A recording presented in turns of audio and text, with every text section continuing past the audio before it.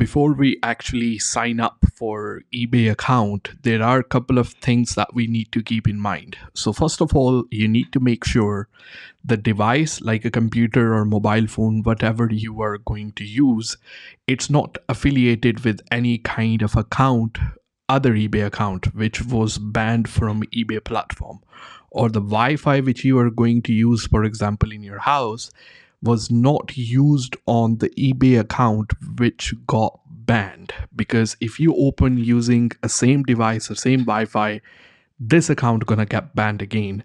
So the best thing to do is just use another mobile or use another device. And for the internet connection, you need to call your like a Sky or Talk, whatever you're using, and tell them to change your IP address. They will be able to change the IP address for that as well. So that's the thing you want to keep in mind. Also, another thing, we have our logo already. If you decide to go for a limited company, you have formation for a limited company should be ready by now. And the bank account for that, which I recommended Tide, will be ready by now. All the information obviously you're going to need and provide it to eBay to open the bank account. And if you're a sole trader, you're going to be using your personal bank account as well, which I highly recommend.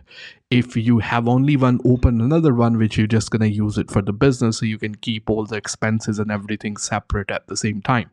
So all of that, the next thing you're going to need is an email address which is dedicated to your business, and also a phone number which will be dedicated to your business as well. So for the phone number, you can just get the new SIM card. It only costs £1 and use that one as well.